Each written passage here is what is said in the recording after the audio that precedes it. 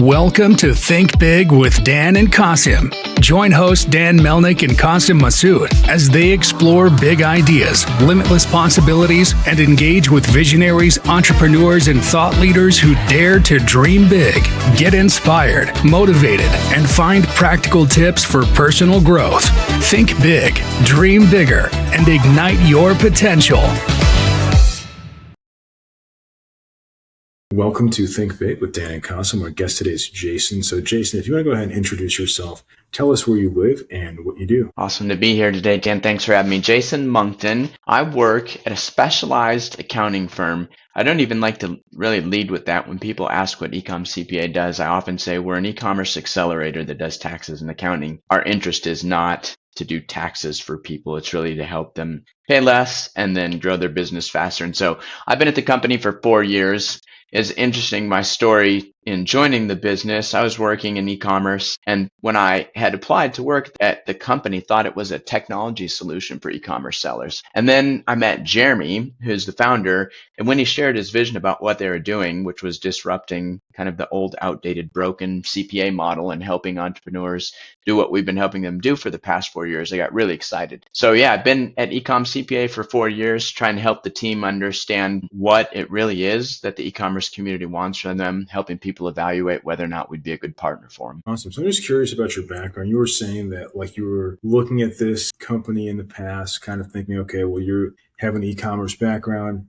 It could bring some value. So yeah, had you been in e-commerce for a while? How did you kind of get into it and end up joining this company? It was really interesting. I had worked in the ERP tech sales space for some time. I've been in technology sales for a while. And when COVID hit, I had lost my position with the company. I have a friend who's a very successful seller. He's got a couple 8-figure businesses as well as like retail. There's a retail part to his business. He owns warehouses, 3PLs around the United States. And so had just reached out to him and said, hey, I've been doing tech sales for a while. What are you up to? Any opportunities? And he said, actually, I'm looking for somebody to help me grow. He had an agency at that time, was also selling the 3PL services and a technology solution. So I went over with no passion for e-commerce. I'd done some e-commerce in the past, made a couple $100,000 selling products online, but didn't see it for the real opportunity it was. And so I went and worked with Jamin at AI Commerce for a few years, and slowly but surely, I fell in love with this opportunity for entrepreneurs. I think it's the most empowering business model that we've seen in my lifetime. And for someone just to be able, with simple internet connection and a few good people in their circle, to be able to grow a brand and then just enjoy life with their family, stay at home and focus on what matters most versus, I'm not opposed to other careers, but this just seemed to be so empowering. I fell in love with it more and more as I was working with Jamin. And then when I was looking for something new, this door opened. And when Jeremy shared what he was doing, I said, let's go. And we've been going for, like I said, 4 years now, and everything's going amazing. I love that. So in terms of CPAs, right, because I think that people don't always understand, especially if you're in the e-commerce space, why does somebody need an e-com specific CPA who understands their vertical? What is the difference between e-com CPA, between any off the shelf CPA? Service industries have been outdated for a long time. People could hide behind the veil of the complexity of the tax law, as well as, you look at attorneys and it's well, we'll bill you hourly and tell you when the bill is due. And you don't really understand what's happening on the backside of that. Jeremy, when he started the business, was working, he came from Deloitte, IBM, Nike, big companies like that, working as an auditor for them, and then was working at a smaller firm. He started offering his services on Upwork, and people started reaching out to him specifically because he was marketing that as e-commerce accounting. And people really were saying, I need somebody that understands inventory and COGS.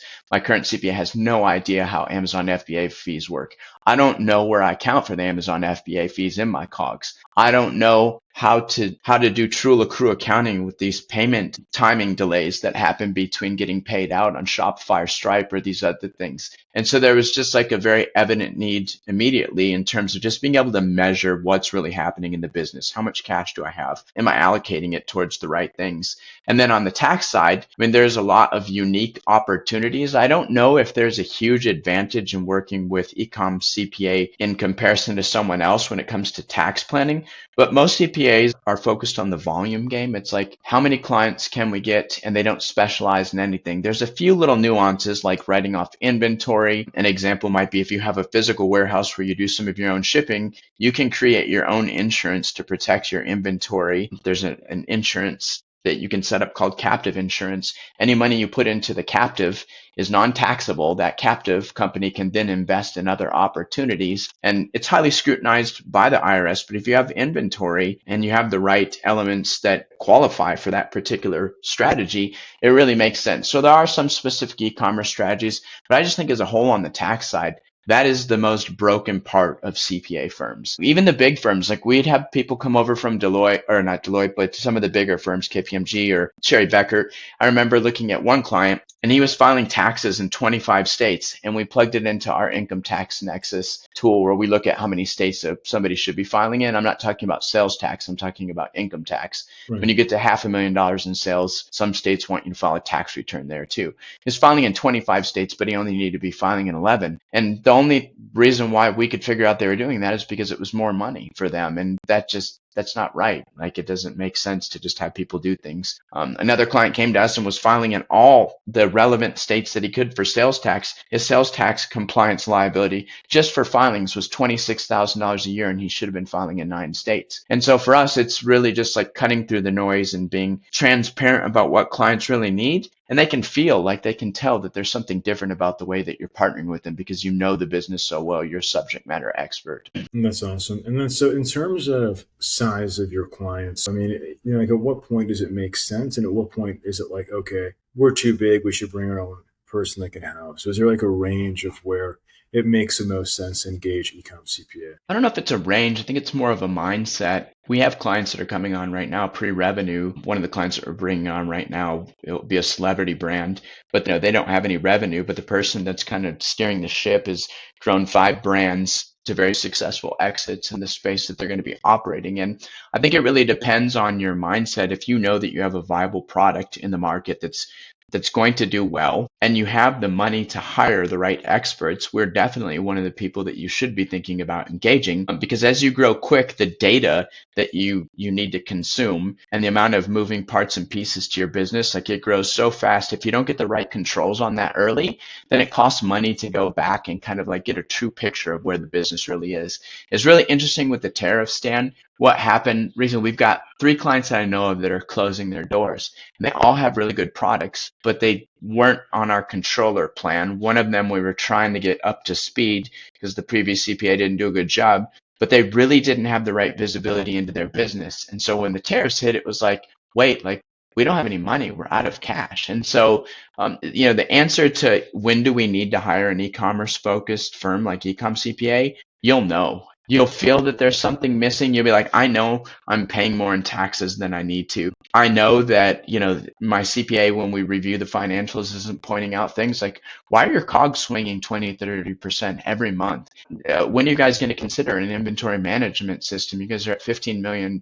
You're at $15 million in sales. Like, you really should have an inventory management system. Are you tracking landed costs? I was looking at the way that you're not even, we had one client that came on board and they were at like 10 million in sales. The client manager month 1 was like, we don't see you withholding any money for like Shopify for sales tax. And we knew that they're in Shopify because they're doing the accounting or bookkeeping. What we found was that they were so far out of compliance as it pertained to sales tax. They hadn't registered in any states, not even the state that the business was set up in. Their liability was huge. We've seen, exits especially get derailed because people weren't compliant both on the sales tax and income tax side.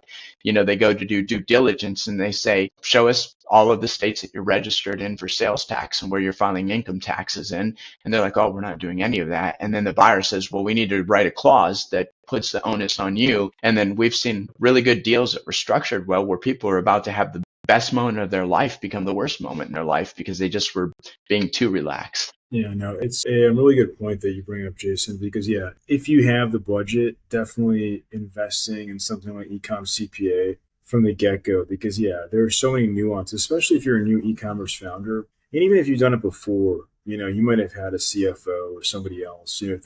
There's so much complexity. And I think to your point earlier with tariffs, there's so much happening now where it's good to have somebody that can kind of help you mitigate those risks or these challenges that are coming across now that nobody really expected? Yeah, there's definitely, if you have an established business and tariffs hit, if you really know your contribution margins and you can quickly break out your profitability per SKU, the more data you want, the more it costs. We take a minimalist approach when we advise our clients. It's interesting. I'd say 80% of people, they're like, we'd like to hire you for fractional CFO work. What they really need is a controller. Because if you put it into a model, it really wouldn't, like it'd be plus or minus 20 or 30%, which might be okay when everything's going semi-decent or there's some stability in the marketplace or the direct-to-consumer channels you're selling on.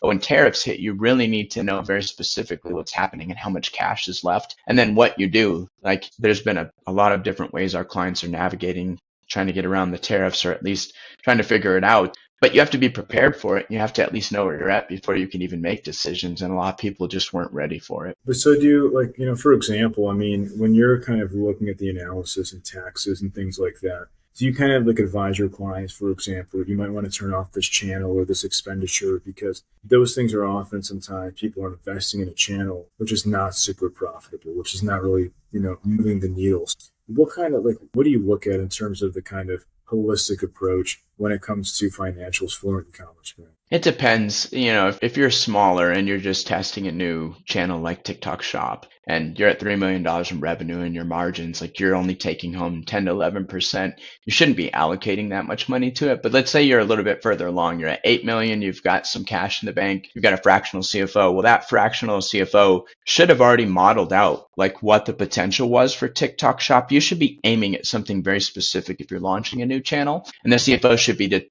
saying, here's what we're going to call success along with you because you know your product best, and any marketing firms that you're working with like yourself, right? Like let's come up with a plan. And then you look at cash and you say, like, in a worst case scenario, I mean, everyone knew that there was talk about tariffs. And so when that starts to happen, like you decide how much cash you need to continue operating the business and being profitable at the end of the year, and then how much you could allocate towards starting a new channel or testing Walmart.com or something like that. And so, yeah, I think right now, if you don't have the ability to work with the fractional CFO, you really just need to know what levers you're pulling that are working the best and look at creative ways to weather the storm. We've got this pause, but we had one client that reached out and they had a deal with the sharks. They were on Shark Tank and they've got really good backing. And like all that you have to do is have your shark partner go and promote the brand a little bit, and you'd probably get your sales up. But really, it was about their supply chain continuing to be viable. They just didn't have that high of margins. And I was like, well, why don't you just go look for like a marketing firm that is the best in the world and do a strategic play and say, we'll give you 25% of the company, but you guys have to run all of our ads for free. And so like versus like this mentality of like, we'll just shut it down or like, we don't know what to do. Like be really creative right now to go and figure out those things out. But going back to what you said, there's not enough planning that's been done in the e-commerce space. It was kind of this ecosystem where you didn't really have to have a master's degree in business. You could be like a kid with a computer and an idea and a product that you got from China. And then it wasn't even, you were white labeling, you just put your logo on it and you could sell it.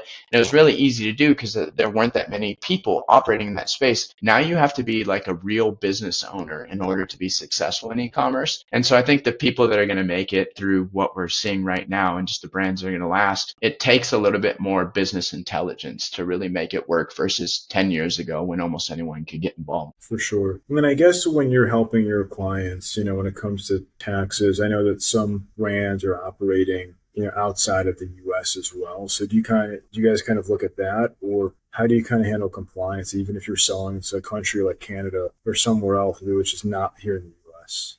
We've got a lot of international clients, and often the kind of point that we meet the brands is they're thinking about moving operations or creating an entity in the United States. So we don't specialize in what happens in Canada. We have partnerships with firms that operate in Canada, the UK, Europe, Dubai, all over the world that understand the tax law. And so as it pertains to taxes, compliance in the US is relatively simple. We just know it so well, even if you're an international brand with a US entity and you're selling here. And there's tax treaties between the United States and most countries, and you just look at the tax treaty. But there is strategy that happens if an international brand is, let's say, for example, we had a company in Germany that was doing $15 to $20 million in sales, but wanted to move operations to the United States, set up an entity and got them optimized in terms of the best way to run the business. But from a tax planning perspective or saving money, as soon as the entity optimization is done, there's really no other tax savings because they're not a U.S. citizen. The tax law is written to benefit U.S. citizens. And so, yeah, we've got partnerships in place for international relationships. We've got a lot of clients right now that are looking at that are U.S. sellers that are saying, should we open up new markets? How do we test new markets? Because there's a unique tariff play there. If that country still has the same relationship with China in terms of tariffs, they can set up a business there and start selling on Amazon or direct to consumer on Shopify and move the inventory into that country. And then they can also create a relationship with the US business so that it sells product into the US. And the tariffs are now from Canada to the US, even though there's some there, right? It's still less than what we see with China. So there's a lot of chess being played right now. And I think that's always the right thing to do, not just when everything's going wonderful. If you look at my LinkedIn profile, it says we play chess with the IRS so online sellers can keep more of their money. That really is what you should be doing all the time. For sure. And then I guess right now, as you said, Q2 2025 tariffs are a big conversation. I guess besides that, what are some of your main goals and objectives? What are you really focusing on right now in Q2? Our current focus is getting the cost of our services lower through technology and then speeding up what we do for our clients, getting them visibility into their business more in real time with technology too. So not trusting too much in it, but we have a team that all they do is tech development at the company. And then we're partnering with quite a few different firms. We work with a lot of the inventory management companies. So it's just looking for the best in class solution for each e-commerce brand based on where they're at, plugging them into that, but driving our costs down because we're so efficient. So, it's really for Q2, the main focus for us is we've just switched from a fixed cost CFO offering where it's the same amount every month to an hourly. We've decided that really fits best. There's a lot of work that happens when you do fractional CFO work at the beginning of the relationship. So the cost is high when it's an hourly, but then it kind of smooths out. Once you get the models built and you're plugging the right numbers into them when the data set that you're pulling in is good, it tapers off. And so you're still maybe paying $3,500 a month 3 or 4 months from now, but the work goes down. And so we feel like the most honest thing to do and the easiest way to ensure that we remain profitable. And then the client can if at any given time they get to control the hours. So we've moved from a fixed cost monthly to an hourly engagement. And we've also, Jeremy, our CEO, invested into a tech company called Iris Finance, really amazing tool that's almost like a fractional CFO as a piece of tech. And then we're working with their team on the product development side to just let them know what we love, what we want to be better. That's really a cool tool where you can look at your contribution margin in real time. You can look at your P&L daily. You can look at a future projected P&L once you start to get the right data into the tool. So for us, it's playing in this technology world while being amazing at the basics that our clients need us to be amazing at, and just being thought leaders in this space, really looking way ahead. Right now, we're thinking about manufacturing being driven back to the United States and starting to do some work around potentially building some services and solutions for manufacturers. It's way more technical in terms of, you've got raw goods to work in progress to finished materials. You've usually got an ERP in place in that space. And so we're starting to think about building services for manufacturers as well. Jeremy is really, really forward thinking when it comes to trends. And so typically stay ahead of them and and that's one of the things we consider our greatest privilege is okay, what's happening in e-commerce 3 months from now that we need to build solutions for or relationships for that will help our clients continue to be successful. So we'd like to look ahead and build relationships with people like you, Dan, that can help people on the ad side and just in growing on the platform that they're selling on. That's awesome. So if you could go back in time to before you joined this company, what is the one biggest piece of advice that you wish you knew? I think it would be, let's do less. When I started, and we've really done a good job at navigating, getting into our swim lane. But when I started, we were doing sales tax and we were offering quite a few services, and I would have just scaled it all back to 2 things and then built from there versus having as many options. I think we did a decent job at some of what we were doing,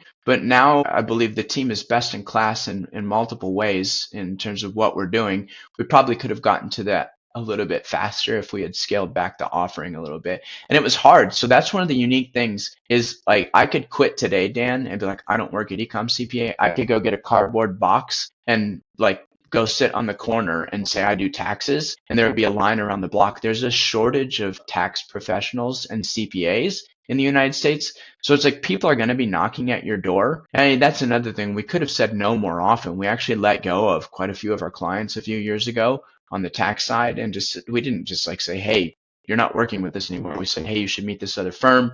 It's a little bit lower cost solution. We think it fits you better. We were working with some people that were doing like real estate, and we just like got real focused on only e-commerce. It just saying no more often is such a powerful thing that you can do as a business owner. And then saying no to what like revenue, sometimes it's hard to do. You're like, man, this person's offering me money. We have layered it to the point where we only work with private label brands. If most of them are profitable or know that they're going to be profitable because they have really good market fit, 7 and 9 figure private label brands that need someone to be a step ahead of them. A lot of CPAs will be, way behind you. Some of them will walk alongside you, but our goal is to always be a few steps ahead. And so in order to do that, like we were just talking about some things, we had our in-person leadership meeting this past week from Monday to Thursday. We were out in Austin, and there were a lot of things that came up, and we're like, should we do this? And the answer was no. Like, let's just focus on these things that the e-commerce community needs versus saying yes. It could lead to more revenue, but ultimately it's just controlled growth is so much better than just letting dollars pull you somewhere. Makes sense. So somebody watching just wanted to work with you. Do you mind sharing your website, social media? It's www.ecomcpa.com. So ECOM. You can grab time on my calendar, like right when you go to the page, it says schedule time. If you answer a few questions, it'll let you schedule time right on my Calendly. You can follow me on LinkedIn, Jason Munckton, Munkton. And then my email is Jason, JASON, Monk, CKTON at ecomcpa.com. Any of those methods of reaching out to us will work. Well, Jason, thanks so much for your time today. Yeah, awesome. Thanks for having us on, Dan. Appreciate it.